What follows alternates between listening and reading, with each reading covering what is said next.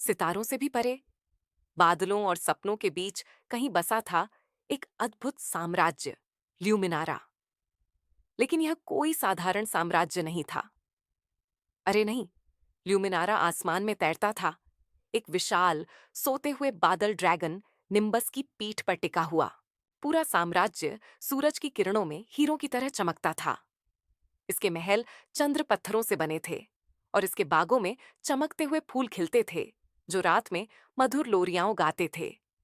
लेकिन ल्यूमिनारा को वास्तव में जादुई बनाती थी इच्छाओं का तारा, एक चमचमाता क्रिस्टल गोला जो राजमहल के सबसे ऊंचे बुर्ज से लटकता था।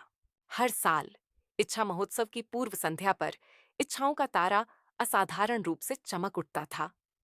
साम्राज्य के सभी बच्चे अपनी इच्छाएं तारों जैसे कागज पर लिखते और उन्हें आकाश में छोड़ देते।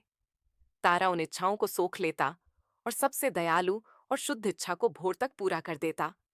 ये कहानी शुरू होती है एक लड़की से, लायरा, एक जिज्ञासु 9 साल की बच्ची जिसके सिर में ढेर सारे सवाल थे और दिल में ढेर सारा साहस। लायरा ल्यूमिनारा के तैरते जंगल के किनारे एक झोपड़ी में रहती थी जहां पेड़ चांदी जैसे तनों के होते थे और हवा के बहने पर मधुर गान करते थे।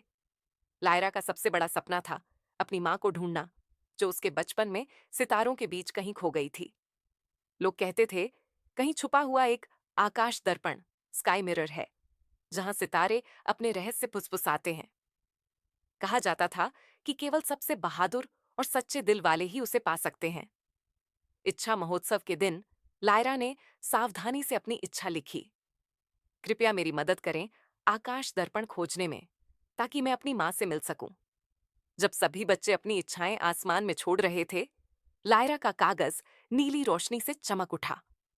इच्छाओं का तारा तेजी से झिलमिलाने और घूमने लगा और इससे पहले कि कोई कुछ समझ पाता, एक प्रकाश किरण तारे से निकली और लायरा को घेर लिया। एक तेज हवा और चांदनी की चमक के साथ वह गायब हो गई। लायरा ने खुद को एक पुल पर खड़ा पाया जो प्रकाश और बादलों से बना था। सामने एक छोटा सा गोल मटोल प्राणी तैर रहा था जिसके पंख झाड़ू के फाहे जैसे थे। मैं हूं विपिन, तुम्हारा इच्छा मार्गदर्शक, उस प्राणी ने हवा में एक कलाबाजी करते हुए चहक कर कहा। तुम चुनी गई हो लायरा।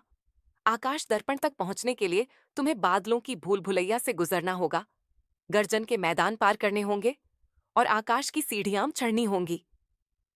लायरा ने पलकें झपकाईं। इतना सब कुछ अकेले?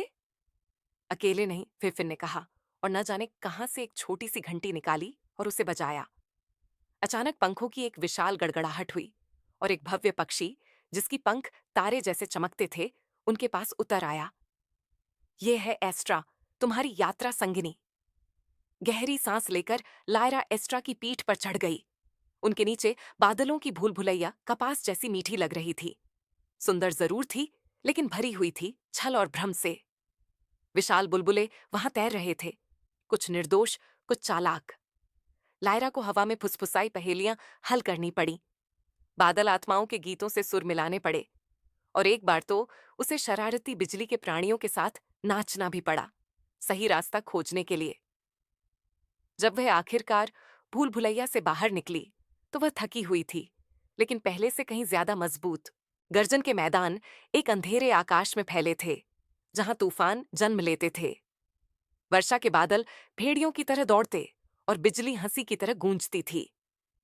मैदान के किनारे पर था एक शहर, टेम्पेस्ट्रा, जो तूफान के कांच से बना था और वहां रहते थे आकाश लोहार, स्काई ब्लैकस्मिथ्स। यहीं लायरा की मुलाकात हुई एक चिड़चिड़े लेकिन दयालु लोहार से, ग्रंथोर, जिसने उसे खास हार दिया, बना हुआ गर्जन पत्थर से। यह तुम्हारी रक्षा करेगा, ग्रंथोर ने कहा, लेकिन सावधान रहना, तूफान का भूत, स्टॉर्म फैंटम से। वह तुम्हारे संदेहों से ताकत पाता है। जैसा कि चेतावनी दी गई थी, मैदान के बीच में लायरा और एस्ट्रा एक भीषण तूफान में फंस गए। हवा दहाड़ रही थी और अंधकार में एक आकृति उभरने लगी, कोहरे और बिजली से बनी हुई एक भयानक छाया। तूफान का भूत फुसफुसाया, तुम अपनी मां को कभी नहीं ढूंढ पाओगी। तुम सिर्फ एक बच्ची हो, वापस घर लौट जाओ। लेकिन लायरा डरी नहीं। उसने अपने गले में लटकते गर्जन पत्थर को मजबूती से पकड़ा और पूरी ताकत से चिल्लाई, मुझे खुद पर विश्वास है। इतना कहते ही तूफान का भूत चीख उठा और गायब हो गया। आसमान धीरे धीरे साफ होने लगा। गर्जन के मैदान के पार उगती थीं आकाश की सीढ़ियां, जो प्रकाश और तारों की धूल से बनी थीं। ये सीढ़ियां सीधे ब्रह्मांड के किनारे तक जाती थीं। हर कदम पर लायरा की शक्ति और यादों की परीक्षा होती। उसे अपनी करुणा, बहादुरी और प्रेम के पलों को याद करना पड़ता। जैसे जैसे वह चढ़ती गई, उसके साथ एस्ट्रा, विफिन और यहां तक कि ग्रंथोर भी शामिल हो गए, जो एक तूफानी धातु से बने ग्लाइडर पर उड़ता हुआ आया था।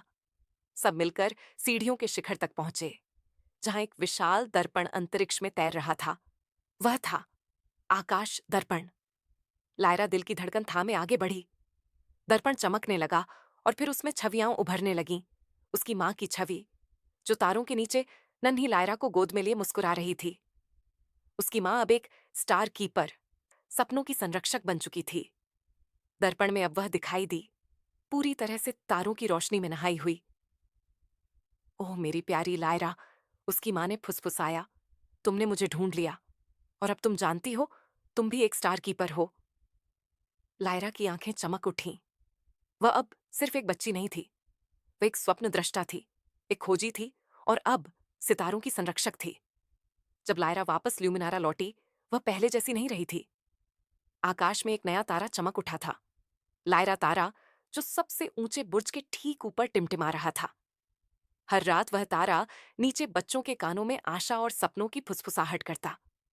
और उस दिन के बाद से जब भी कोई बच्चा पूरे दिल से कोई इच्छा करता, तो आसमान से एक छोटी सी तारा किरण गिरती और एक मीठी सी आवाज कानों में गूंजती, खुद पर विश्वास करो, यहां तक कि आसमान भी तुम्हारी सीमा नहीं है।